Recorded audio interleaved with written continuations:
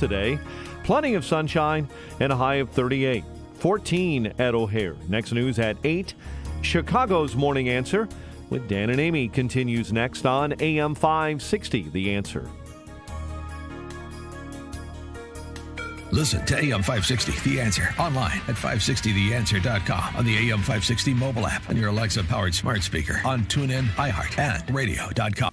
That looks at public corruption stats published by the United States Department of Justice and ranks cities and states by their political corruption.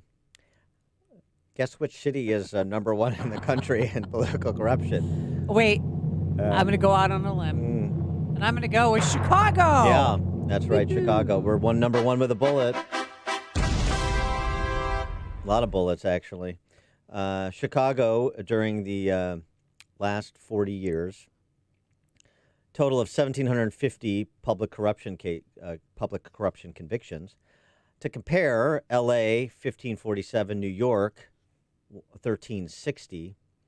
And, of course, those are communities with significantly more population. So it's nice that we're not just winning on a per capita basis, but also just an aggregate. Yeah.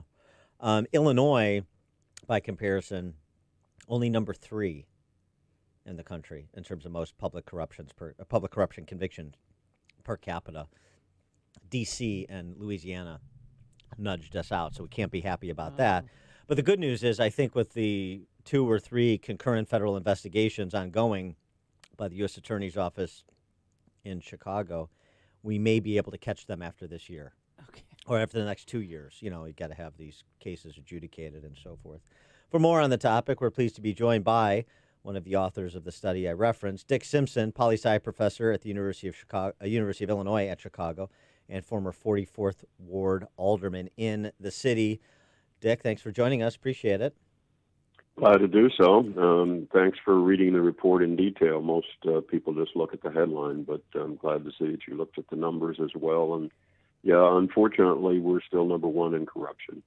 And, I mean, as somebody who is so not only a longtime academic, but a longtime embedded in the political culture in this city and state, why do you think it is that we just haven't been able to change the paradigm in Chicago for, as long as either one of us has been alive, and frankly, as long as Chicago's been incorporated?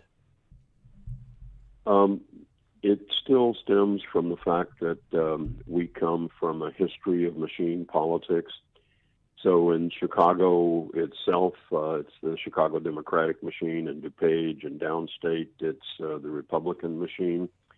And both political parties tended to give out jobs as patronage and favors for voters, and crooked contracts to businessmen that supported the particular parties. And that builds a culture where you as a citizen would expect to bribe me as a public official to get something done that you really deserve because you paid your taxes. That history has to change, and there is no one silver bullet. We're making progress in some areas.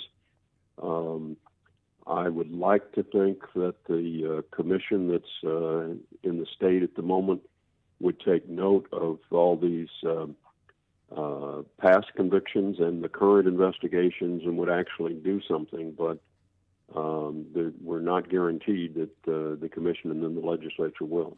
Well, where have we been making progress in your estimation? Because I think that would be newsworthy to most people listening. That would be a headline. Well, one of the big things we got done the last 3 years is we have now mandated that all middle school children and all high school students must take a civic engagement course before they graduate. It's a graduation requirement. That's never been true in Illinois. It's been true in some suburbs, but it's not been true in the city or in most of the state. So we're hoping to train a new generation who will understand the cost of corruption, the reasons for corruption, and the cure for corruption. How did you obtain all this data? I mean, to find out that we've had 1,750 public corruption convictions since 76 to 2018. You know, unfortunately, this is our 12th report. I keep hoping to get out of this business, but haven't been able to yet. So we've been looking at the data for more than nearly 20 years. If your listeners are interested in the history, my book Corrupt Illinois sort of lays out where the corruption that Dan was referencing in the state going back 150 years has happened. And we use the Department of Justice statistics because they're the most reliable. We also look at the state's attorneys who unfortunately don't prosecute corruption very well or hardly at all. And we look at the Inspector General reports. So it takes a couple of months with graduate students to go through the data, look at the news reports, and then compile it. We list most of the major corruption events that happened in 2018 in the report, which is the last year for which the Department of Justice data is available. It takes them a year to, of course, compile the data, and then another year to figure out what it means and then publish it to Congress.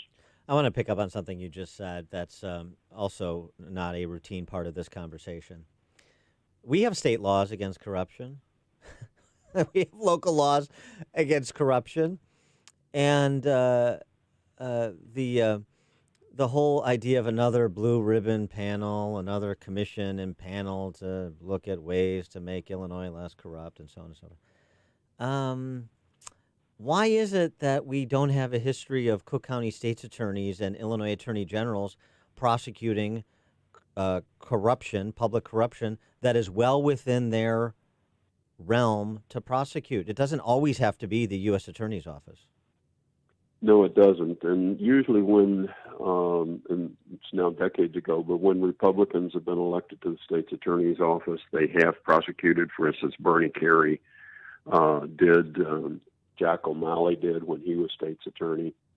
But the political party weight and just the political culture prevents them. Their answer, which is not true or not sufficient, is that they can't prosecute because they don't have wiretap authority. And under certain cases of corruption, it'd be fine with me to give them wiretap authority. I don't want them wiretapping everybody all the time, but if they actively have evidence of corruption, I don't mind them having wiretap, as in the feds tapping Alderman Burke's phone and getting all those connections and convictions that will be coming in Chicago. But I don't find that a sufficient reason. And in fact, part of the debate in the state's attorney's race right now is, should the state's attorney's office be doing more prosecutions in the corruption area? We've had federal prosecutors in the cities and the state's highest posts: Jim Thompson, governor; Lori Lightfoot, now mayor. Jim Thompson didn't make a dime's worth of difference on the corruption issue, as far as I'm concerned, during his 4 terms, even though he came out of the U.S. Attorney's Office. What's your early assessment on Lori Lightfoot's tenure as mayor? Well, Lori Lightfoot has made the most advance on ethics and good government and changes since Harold Washington. I was on their co-chaired a transition team committee on ethics and good government called the Good Governance Committee. And she's implemented nearly all of the recommendations of her transition team.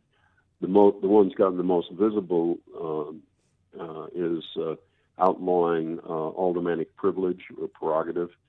But there have been actually quite a few individual changes. The ethics code has been rewritten under the recommendations from the Ethics Commission in Chicago. Some of those changes are quite good and closed important loopholes. The biggest single change, and the one I can't understand, well, I understand, but it is outrageous, in Springfield, the biggest change here in Chicago is aldermen can now be investigated by the city inspector general. There is no legislative inspector general, and it can't be quashed because an alderman doesn't want to be investigated. In Springfield, they have a legislative inspector general who first is usually not able to investigate them, and when they do investigate them, they make the report secret. Now, is there anything else, any suggestions you have for Mayor Lori Lightfoot to rule out corruption?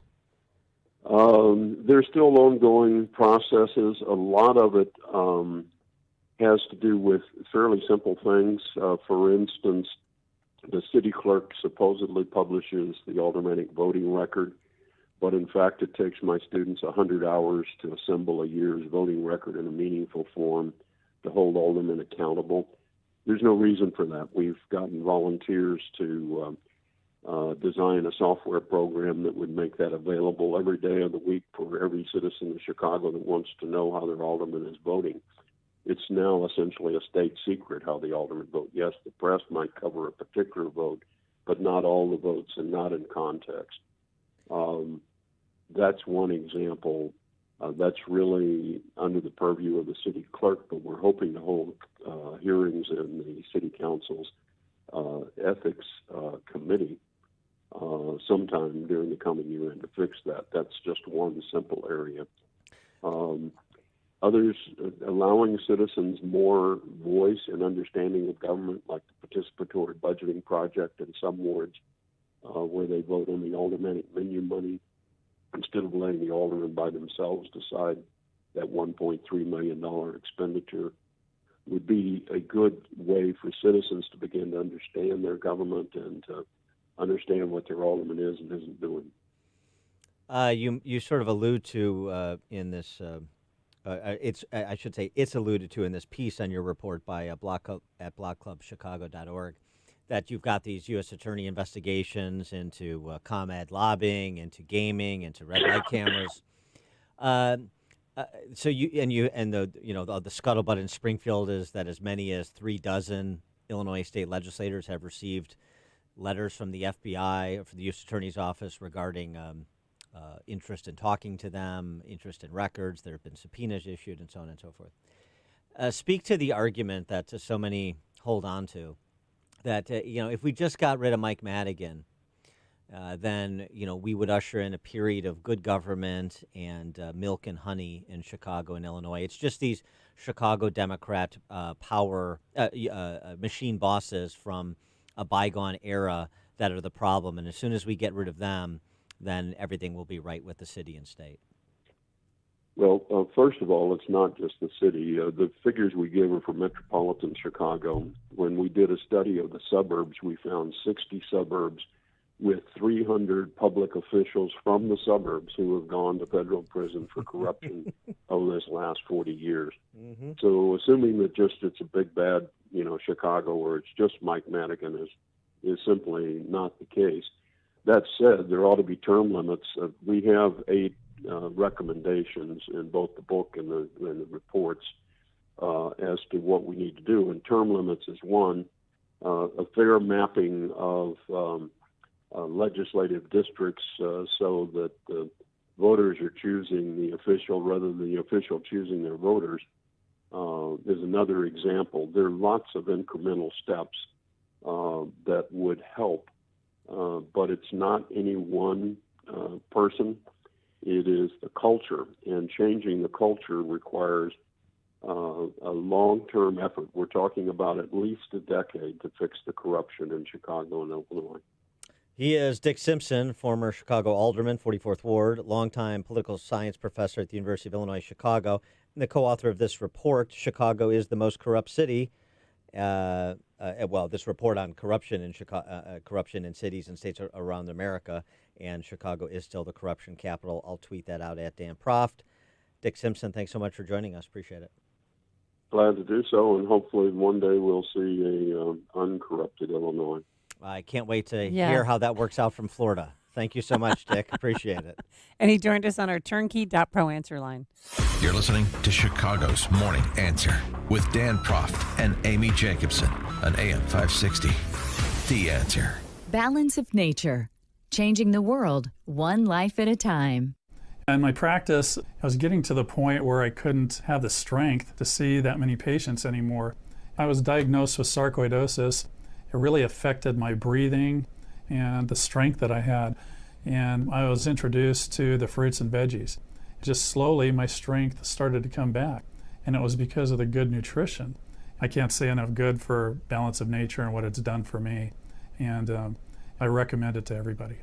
Don't wait to see what getting over 10 servings of whole fruits and vegetables every day can do for you. Right now, Balance of Nature is offering free shipping and 35% off on any new preferred order of fruits and veggies. Start your journey to better health today by calling 1-800-2468-7